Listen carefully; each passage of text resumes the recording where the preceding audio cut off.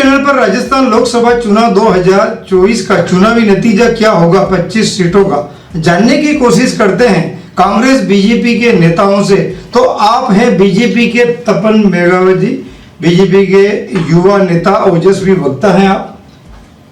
नमस्कार, बांसवाड़ा न्यूज के सभी दर्शकों को मेरा आत्मीय अभिनंदन। और आप हैं भारत दोषी, कांग्रेस जिला सोशल मीडिया प्रभारी। नमस्कार। कहीं ना कहीं ये माना जाए कि राजनीतिक में, मोहब्बत में और युद्ध में सब कुछ जायज है। ऐसा होता है, महाराष्ट्र में बीजेपी और उनके गठबंधन में भी अंतिम समय में जाकर के फैसले हुए। अच्छा। अंतिम समय में होता है, कई बार समझौते होते हैं, लंबी वार्ताएं चलती है, तो कई बार रह जाता है। तो इसलिए यहाँ की सीट के विशेष सीट थी, इसलिए विशेष ध्यान रखा जा रहा था इस सीट के ऊपर। अच्छा, अब अपन बात करते हैं जो मुद्दे की कि क्या लगता है, मतलब कि बाप पार्टी और कांग्रेस का जो गठबंधन हुआ है वो क्या महेंद्रजीत सिंह मालविया के लिए कड़ी चुनौती?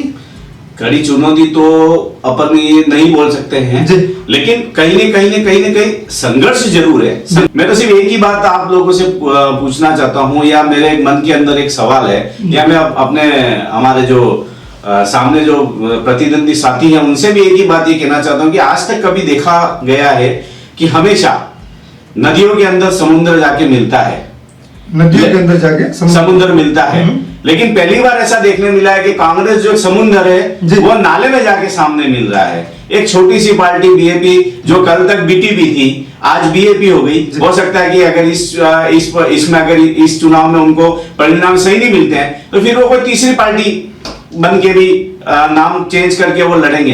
तो इनकी स्थिरता है का, और सिर्फ कांग्रेस का और जो गठबंधन जो हुआ है बीएपी का वो सिर्फ और सिर्फ महेंद्रजीत सिंह मालविया जी को हराने के लिए हुआ है। टारगेट एक ही था, महेंद्रजीत सिंह ये सिर्फ इसी बात पे ही था। क्यों था, क्या था? ये ठीक नहीं है कि मालविया जी को हराने के लिए ये गठबंधन किया। वास्तविकता ये है कि इंडिया गठबंधन को एक सीट बांसवाड़ा वाली दी जाए, इसलिए ये बांसवाड़ा वाली सीट उनको के अंदर समझौता हुआ और बाप पार्टी को ये दिया। और राजकुमार रौत भी आखिर दूसरी बार के विधायक है, अच्छे वक्ता है, कि इस चुनाव में ये देखने में आया कि बीजेपी के जो नेता थे उन्होंने समाजों को बांटने का काम किया, आपस में झगड़ाएंगे लड़ाएंगे इस तरह की बातें कर करके उन्होंने विभाजन का प्रयास किया। लेकिन राजकुमार रौत ने संयम बरता और सबको साथ लेके चल रहा हूँ ये विचार रखे, और इसलिए वो मुझे ऐसे लगता है कि बहुत अच्छे परफेक्ट परिपक्व नेता है और वो आगे जाकर के उस क्षेत्र का अच्छा विकास कर पाएंगे। ऐसा कुछ भी नहीं है। बीजेपी ने पूरी तरीके से जो उनके जो मुद्दे थे जो राष्ट्रीय लेवल पे डिसाइड हुए तो उसी रीति नीति के अनुसार ही उन्होंने चुनाव लड़ा है, किसी तरह से किसी को भी लड़ाने का कार्य नहीं किया। कांग्रेस जबकि अगर बीजेपी की सरकार अभी बन रही है स्पष्ट बहुमत के साथ में, महेंद्रजीत सिंह मालविया जी अगर जीतते हैं तो जो हजारों करोड़ रुपए जो जल संसाधन तो या जीत रहे हैं 100% जीत रहे हैं जी। लेकिन जब तक परिणाम नहीं आता है तो हम उस बात को अपन ये चैलेंज के रूप में तो कह नहीं सकते, लेकिन जब बात बताई जाती है, ये एग्जिट पोल भी जो बता रहे हैं ये संभावना ही बता रहे हैं ना, ये कह तो सकते ही नहीं है कि जीत रहे हैं हम। ये हम हमारे मन में पूरी तरीके से आश्वस्त है, क्योंकि जिस तरीके से जनता का जो हमको समर्थन मिला है, जिस तरीके से हम जनता के बीच में हमारे जो मुद्दे हैं उसको लेके गए थे, जनता ने जिस हिसाब से हमको समर्थन दिया, जो हमको प्यार इसने मोहब्बत दी है, और युवाओं के अंदर उनका बहुत अच्छा प्रभाव है और लोगों को उम्मीद है कि यहाँ की जो जल जंगल जमीन की बात है वो उठाएंगे। यहाँ जो संविधान में जो बातें आज तक लागू नहीं कर पाए वो आवाज वहाँ उठाएंगे इस क्षेत्र की, और लोगों का हित पूरा करेंगे। पलायन जो यहाँ हो रहा है इतने लंबे समय से उसको रोकेंगे, यहाँ पर रोजगार के बहुत सारे द्वार खोलेंगे जो कि इतने सालों तक 70 साल से अलग अलग बीजेपी और कांग्रेस की सरकार नहीं कर पाई, लेकिन ये कर पाएंगे ऐसी उम्मीद है। इसीलिए युवा उनके साथ में बड़ी संख्या। मतलब आप ये मान रहे हैं कि गठबंधन करने से ही रोजगार मिलेगा, जो पलायन हो रहा है रुकेगा? मतलब कांग्रेस ने इतने सालों में कुछ भी नहीं किया। तो शुरुआत करते हैं बांसवाड़ा डूंगरपुर लोकसभा सीट से कि क्या बीजेपी पर भारी पड़ती दिखाई दे रही है भारत आदिवासी पार्टी एवं कांग्रेस पार्टी का गठबंधन? बिल्कुल, भारतीय आदिवासी पार्टी अपने जो लहर चल रही है आदिवासियों की उसके कारण बहुत ज्यादा भारी है। और युवाओं में तो बहुत ज्यादा आदिवासी युवाओं के साथ में जो शहरी क्षेत्र के जो मतदाता हैं उनके अंदर भी बहुत अच्छा प्रभाव है राजकुमार रोत का। इसलिए लगता है कि कुछ मतों से 5-10 हजार वोटों से भी अगर देखें तो लगता है कि राजकुमार रोत जीत जाएंगे।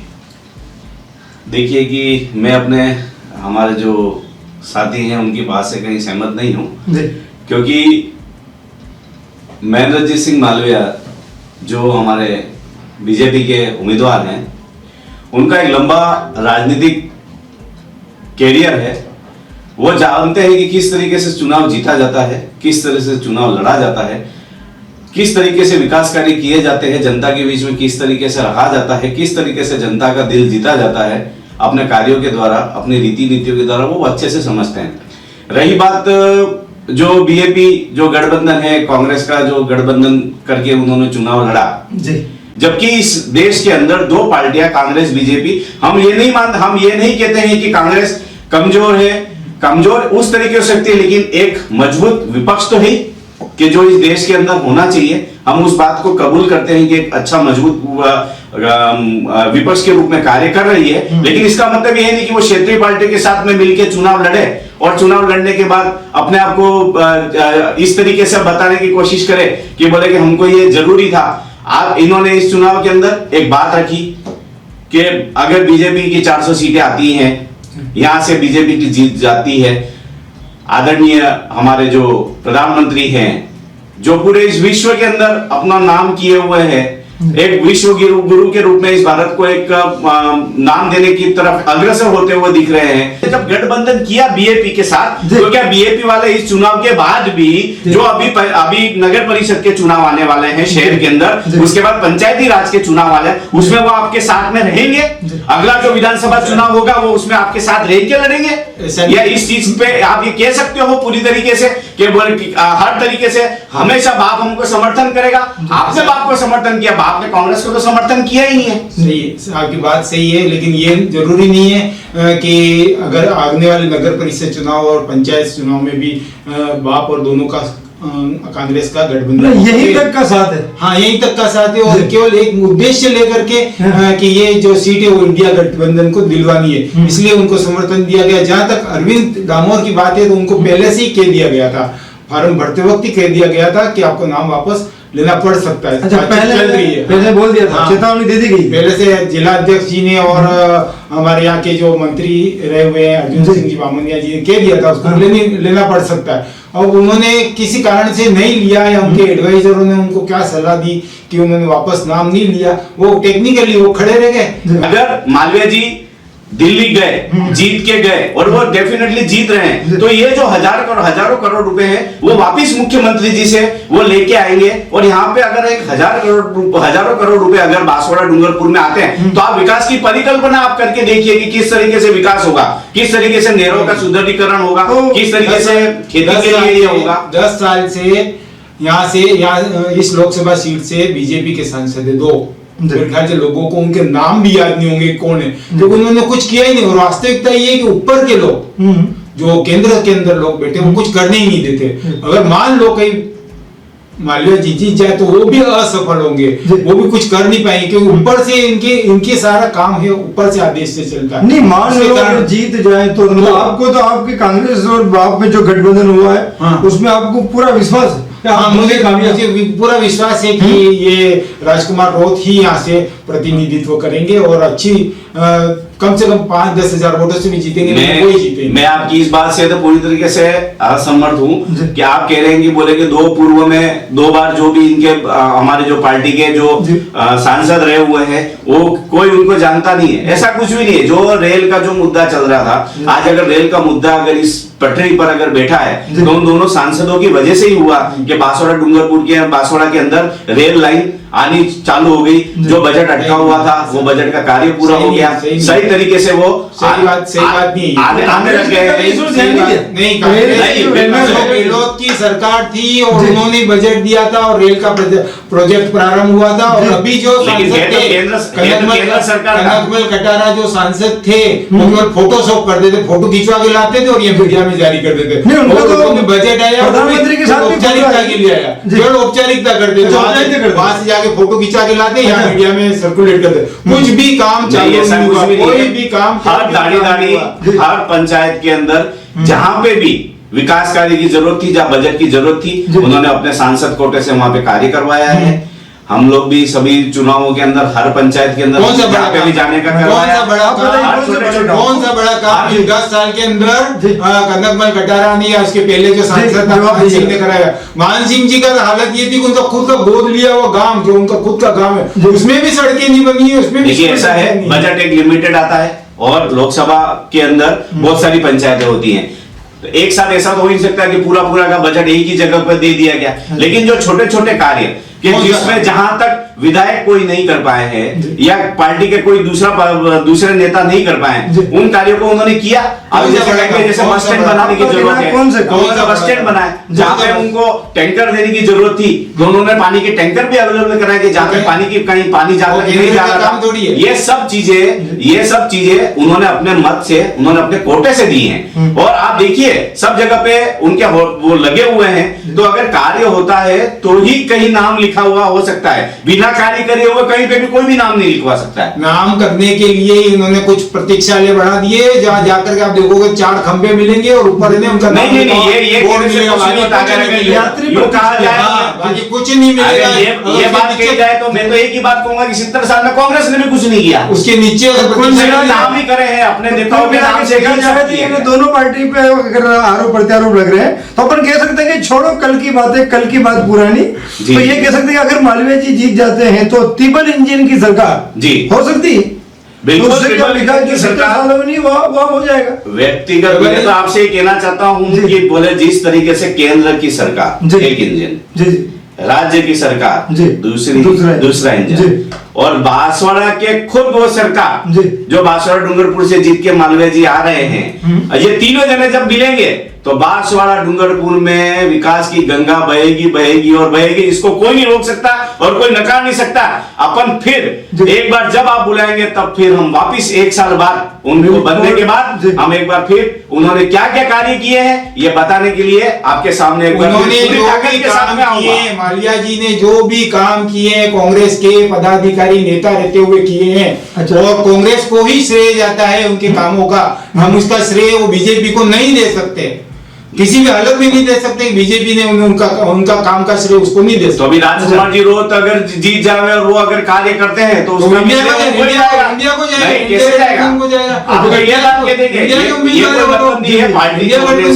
पार्टी छोड़ने से इस चीज का कोई फर्क नहीं पड़ता है कि उन्होंने क्या किया। वो पार्टी वाले भी जब उनको अगर उन्होंने बीजेपी ने भी अगर उनको एक्सेप्ट किया है तो उनके कार्यों को देखकर, उनका जनता के बीच में उनका स्नेह देखकर, जनता के बीच में उनकी पॉपुलैरिटी देख के, और वो जानते थे कि बोले ये अगर सीट कोई अगर जीत सकते हैं तो महेंद्रजीत सिंह मालवीय ही जीत सकते हैं। ऐसे प्रधानमंत्री जी की जो एक लक्ष्य था कि 400 सीट आनी चाहिए, तो इन लोगों ने एक भ्रम फैलाया कि अगर 400 सीटें आई तो संविधान को चेंज कर देंगे, जबकि उन्होंने अपने हर भाषण के अंदर ये बोला कि अगर खुद बाबा साहब अम्बेडकर भी आ जाएं तो भी वो संविधान चेंज नहीं कर सकते हैं। तो मैं तो कौन हूं कि जो संविधान को चेंज करूंगा। लेकिन इन्होंने जो एक भ्रामक प्रचार करके ये सब कार्य किया, तो कहीं ना कहीं किसी के मुंह से तो ये शब्द निकले होंगे बीजेपी के किसी भी नेता के द्वारा। ऐसी कोई बात है नहीं, मतलब ये पूरी तरीके से भ्रामक प्रचार किया जा रहा है। अच्छा। बात को गलत तरीके से सामने बताई गई, तोड़ मरोड़ के पेश किया गया है। मैं तो सिर्फ अपने जो हमारे विपक्ष के साथी है उनसे सिर्फ एक ही बात पूछना चाहता हूँ कि जिस तरीके से हमारे महेंद्रजीत सिंह मालवीय जी ने जब उनको टिकट मिला सांसद का, उसके पहले पार्टी चेंज करने के पहले उन्होंने अपने विधानसभा की सदस्यता से इस्तीफा दिया। उसके बाद वो जनता के सामने चुनाव लड़ने के लिए आए। तो ये काम राजकुमार जी रोहत ने क्यों नहीं किया? उन्होंने अपना इस्तीफा क्यों नहीं दिया? अगर वो इस्तीफा दे, उन्होंने तो अपने हाथ में, दोनों हाथ में लड्डू रखे। अगर जीत गए तो जाएंगे दिल्ली और नहीं जीते तो वापस अपने इस तरफ आ जाएंगे। तो ये इस चीज का कहां पर ऐसा नहीं है। मालवीय जी ने इस्तीफा इसलिए दिया कि पार्टी बदल रहे हैं तो दल बदल विरोधी कानून लागू होता, तो वैसे ही उनको निकाल देते। तो उन्होंने ये चतुराईपूर्ण राजनीतिक निर्णय लिया कि मैं इस्तीफा दे दूं और फिर चुनाव लड़ूं। और उनके पहले से ही ये तय हो गया था कि उनको टिकट मिलेगा, इसीलिए उन्होंने ऐसा किया। और पहले से हो सकता है सेटिंग भी हो गई हो कि भाई तुमको चुनाव लड़ाएंगे, इसलिए उन्होंने ऐसा किया। फिर राजकुमार रौत के बारे में जब ये कहा जा रहा है कि उनको कांग्रेस ने क्यों समर्थन दिया, तो हमारे जो राष्ट्रीय स्तर के नेता हैं जननायक राहुल गांधी, वो आदिवासियों के लिए बहुत अच्छा प्रयास कर रहे हैं, उनके पक्ष के अंदर बोलते हैं, उनके जो हित है उनके लिए बोलते हैं। तो उस बात को लेकर के और इस सीट के ऊपर ये फैसला लिया गया कि यहाँ पे हम बीजेपी को समर्थन दें, इसलिए इस पार्टी को समर्थन दिया गया और निश्चित रूप से परिणाम भी उसी के अनुरूप आने की उम्मीद है। मतलब उन्होंने रोजगार दिए ही नहीं, या उन्होंने पलायन को रोकने के लिए कोई प्रयास ही नहीं किया। मतलब आप खुद ही बैकफुट पे आना चाह रहे हो कि बोले कि कांग्रेस ने कोई कार्य किया ही नहीं है। नहीं, मैं आपकी बात को ये इस रूप में आपके सामने एक और बात रखना चाहता हूं कि जब गठबंधन हुआ, ये कोई बड़ी बात नहीं है कि पहली बार कहीं बांसवाड़ा की सीट पे गठबंधन हुआ या किसी इस पूरे देश के अंदर पहली बार इसी बांसवाड़ा की सीट, डूंगरपुर सीट पे ही गठबंधन हो रहा है, ऐसी कोई बात नहीं है। लेकिन जब कांग्रेस के कैंडिडेट को फॉर्म भरवा दिया गया था, उसको सिंबल अलॉट कर दिया था, वो भी अपने आप में कहीं ना कहीं एक नेता था कि जो इतने साल से पार्टी के लिए कार्य कर रहा था, युवा नेता था। राहुल गांधी जी की आपके जो पार्टी के जो सबसे प्रमुख हैं, उनकी तो हमेशा से यही जो अपने भाषणों में वो अपने आप को इसी तरीके से एक्सपोज करते हैं कि मैं युवाओं का नेता हूं और युवाओं को आगे बढ़ाना चाहता हूं। तो जब एक युवा को टिकट दे दिया था, उसको सिंबल दे दिया था, उसका नाम घोषित कर दिया था, आज वो छात्र राजनीति में भी पूरी तरीके से एक्टिव है, कार्य कर रहा था। हर जगह पे कॉलेज के चुनावों में उसके मतलब नेतृत्व में जीत हो रही थी। जब अपने आप को इतना मजबूत कर रहे थे, यहाँ बात की जा रही है अरविंद सीतारामन की। जी बिल्कुल। तो उनको देने के बाद या तो आप उनको फॉर्म ही नहीं भरवाते, आप उनको लास्ट तक इसी बात में ही रखते हैं, ये बोले कि भरो, चलो कोई बात नहीं, अभी नहीं भरना, ये करके उसी दिन समय निकाल देते। लेकिन समय निकालने के पहले पूरी कांग्रेस ने एक होके उनको अपना कैंडिडेट माना, कैंडिडेट मानने के बाद उनको प्रचार में लगा दिया और 2 दिन बाद आप ये बोलते कि हमारा कैंडिडेट नहीं है, जबकि मशीन के अंदर जो जिस वोटिंग मशीन के अंदर कांग्रेस का सिंबल था। ये कितनी बड़ी दुर्भाग्य की बात है कि बोले कि कांग्रेस का निशान होने के बाद कांग्रेस के नेताओं को ये कहना पड़ रहा है कि आप कांग्रेस को वोट मत दो। कांग्रेस के पदाधिकारी और जिम्मेदार होते हुए भी लोगों ने ये बोला कि ऐसा पहली बार हुआ कि आप मत दो, तो आप आगे वाले चुनावों में आप कांग्रेस के लिए वोट लेने कैसे जाएंगे? और मैं यही बात कहना चाहता हूँ कि आप और इसके कारण उनको पार्टी से निष्कासित कर दिया गया। ये उनका अपना व्यक्तिगत निर्णय था, लेकिन पार्टी के स्तर पे तो ये था कि वो अपना नाम वापस ले ले। अब आप इसका खामियाजा ये रहेगा कि उनका कम से कम राजनीतिक भविष्य में भी उनके लिए दुविधा होगी। अगर वो वापस नाम ले लेते तो अभी नगर परिषद चुनाव में, जिला परिषद चुनाव में उनको कहीं न कहीं तो लाभ मिलता। वो लड़े तो कांग्रेस के सिंबल पे ही है। उनका तो कहना है मैं कांग्रेस का एक सच्चा सिंबल ही है, एक योद्धा हूँ और मैं कांग्रेस के लिए ही ये लड़ रहा हूँ। पर उनको कांग्रेस के अगर योद्धा थे तो पार्टी ने कहा कि वापस ले लो नाम, तो उनको ले लेना चाहिए था। पार्टी के बाद ऐसा ही क्यों हुआ कि जब यहाँ पे फॉर्म भराया गया, बाकी जहाँ पे भी गठबंधन हुआ वहां पे कांग्रेस के नाम से तो फॉर्म किसी ने भरा ही नहीं। जब यहाँ पे भरवा दिया था तो फिर खिंचवाने की ऐसी मजबूरी क्या आ गई? समझौता बातचीत चल रही थी राष्ट्रीय स्तर पे, और जब एक समय पे आया कि अब नाम वापस लेना चाहिए, आपने राजस्थान में आरएलपी के साथ जो समझौता किया उसमें आपने पहले से कर लिया, समय से पूर्व ही आपने वहां पे अपने समझौते की बात कर ली। आपने सीपीएम के साथ में जहां पर सीकर की सीट के ऊपर आपने समझौता किया लेफ्ट के साथ में, वहां पे भी आपने उस चीज में कर लिया। आपने राहुल कासवा को बीजेपी छुड़वा के कांग्रेस में आप पहले समय के पहले ले आए। सब तरह की चीजें जब आपने कर दी तो यहां पर ऐसा क्या हो गया कि बोले कि लास्ट तक एन मौके तक जब फॉर्म भरने के 5 मिनट पहले तक भी ये संभावना यही बताई जा रही थी कि बोले कि कांग्रेस लड़ रही है और फॉर्म भरा। अगर यही चीज अगर पहले से हो जाता कि हम नहीं लड़ेंगे चाहे कुछ भी हो जाए, ये सिर्फ हमारा एक दिखावा मात्र है या हमारा सिर्फ एक पॉलिटिकल स्टंट है, क्या बोले कि हम भर रहे हैं और हम समर्थन बाप को करेंगे, या अगर ये बात पहले से ही हो जाती तो वो अगला आदमी भी जिसने ये फॉर्म भरा मेरा उससे कोई व्यक्तिगत कोई स्वार्थ नहीं है, लेकिन मैं आपको ये बात कहना चाहता हूं कि कम से कम वो एक नेता था, तो एक नेता कम से कम अगर आज उसका पॉलिटिकल कैरियर दांव पे लगा तो आज वो एक शहर का ही नेता, एक अच्छा युवा नेता कहीं न कहीं हम खोते हुए जा रहे हैं। संघर्ष इसलिए है कि आज महेंद्रजीत सिंह मालवीय जी भी कांग्रेस छोड़कर बीजेपी में आए, ठीक है, उनको उनके बीजेपी की जो रीति नीति जी। थी उसके अनुसार वो ढल के और उसके अनुसार अपना चुनाव लड़े। चुनाव कैसे लड़ा जाता है वो बहुत अच्छी तरीके से समझते हैं। लंबा अनुभव, बहुत लंबा 40 साल से हो गए, मतलब कि कॉलेज स्कूल के अध्यक्ष से लेके और कैबिनेट 2 बार कैबिनेट मंत्री तक, उसमें वो सांसद भी रहे हैं। जब अटल बिहारी वाजपेयी जी की जो सरकार थी वो 13 महीने तक रही, तब वो कांग्रेस से सांसद भी रहे हुए हैं। 2-3 बार वो एमएलए भी रहे हुए हैं, 2 बार कैबिनेट मंत्री भी रहे हुए हैं, जिला प्रमुख भी रहे हुए हैं। इनका अनुभव रंग लाएगा, उनका अनुभव बिल्कुल रंग लाएगा।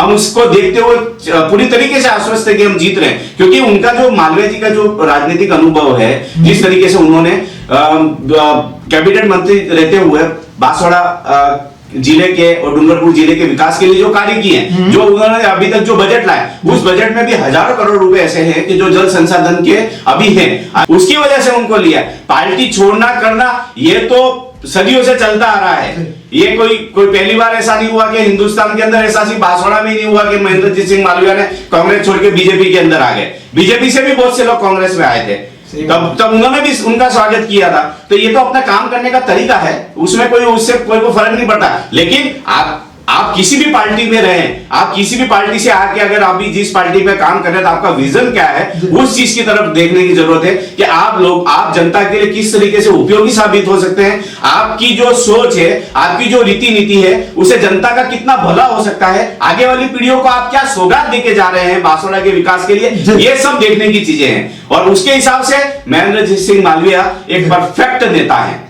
तो आपके भी परफेक्ट नेता गठबंधन के साथ? बिल्कुल, राजकुमार रोहत युवा है, 30 साल की उम्र है और उम्मीद है कि जिस तरह से वो बात रखते हैं, आगे अपनी बात को कहते हैं, तो निश्चित रूप से ये लगता है कि वो इस क्षेत्र का अंदर जो अभाव रहा है उसको पूरा करेंगे, जो काम की जरूरत है उसको पूरा करेंगे और अपनी बात है वो लोगों तक पहुंचाएंगे। और सबसे बड़ी बात है, इस क्षेत्र की जो बहुसंख्यक जनता है, उनकी जो मांगे हैं उसको पूरा कराने का प्रयास करेंगे। और आपस में जो सभी समाजों के अंदर एक समन्वय होना चाहिए, सब मिल करके रहे, उसके लिए भी वो बहुत अच्छा काम करके दिखाएंगे। इस देश के अंदर इतने सालों से एक राम मंदिर का मुद्दा था जिसको हर पार्टी बुलाने की कोशिश करती थी। बाबरी मस्जिद को बनाने का प्रयास कौन कर रहा था? कांग्रेस ही कर रहे थे। लेकिन जब राम मंदिर बन गया तो ये मुद्दा ही खत्म हो गया। आज देखो, आज कोई इस बात को कोई करने को तैयार नहीं थे। कितना अच्छा कार्य हुआ, ये कितना अच्छा कार्य हुआ, ये कितना अच्छा कार्य हो गया कि आपका जो मुद्दा जो इतने सालों से इसको राजनीति के रूप में जिस चीज को उपयोग किया जा रहा था, उसको पूरी तरीके से खत्म कर दिया गया। और इस चुनाव के अंदर राजकुमार जी रोहत ने, जो बाप और इंडिया गठबंधन की जो पार्टी थी, उन्होंने सिर्फ भ्रामक प्रचार ही किए हैं, अफवाह ही फैलाई है कि बोले कि हम संविधान को, बीजेपी संविधान को खत्म कर देगी, उसे छेड़छाड़ कर देगी, आरक्षण हटा देगी। ये सब झूठी बातों के ऊपर ही उन्होंने युवाओं को पूरी तरीके से भ्रमित करके उनको भड़का कर ये कार्य करने को और वोट लेने की कोशिश करी। इसके अलावा कुछ भी नहीं, क्योंकि उनके पास है क्या? वो अगर एक सीट ले भी आते हैं तो उनका क्या प्रभाव रहेगा? वो क्या किसी के अंदर कोई चेंज कर पाएंगे? वो क्या बजट ले आएंगे? वो क्या कार्य कर लेंगे? सबसे पीछे वाली सीट मिलेगी बैठने के लिए। हो सकता है 5 साल में एक बार बोलने का मौका भी नहीं मिला। प्रधानमंत्री ने बांसवाड़ा में आके कॉलेज ग्राउंड में जो भाषण दिया, जिसमें मंगलसूत्र की बात करी या जो मुसलमानों को अपना सारा संपदा दे देंगे, इस तरह की बात करी, वो विभाजनकारी बात थी, समाज को बांटने की बात थी। और इस पूरे नेशनल इंटरनेशनल लेवल पर के बांसवाड़ा की बात का ये भाषण गया। निश्चित रूप से इनकी जो सोच है कि समाज को बांटो, आपस में बांटो, लड़वाओ, वो ये चीजें इन्होंने ग्राउंड लेवल पर भी करने का प्रयास किया, जो कि आपस में सब लड़ रहे हैं और इस तरह से चुनाव जीतने का प्रयास किया। ये बहुत निंदनीय कार्य किया गया। BN बांसवाड़ा न्यूज चैनल को सब्सक्राइब कर लाइक और शेयर भी करते रहें। साथ ही हमारे Facebook page, Twitter, Instagram, Telegram, WhatsApp news channel को फॉलो करें।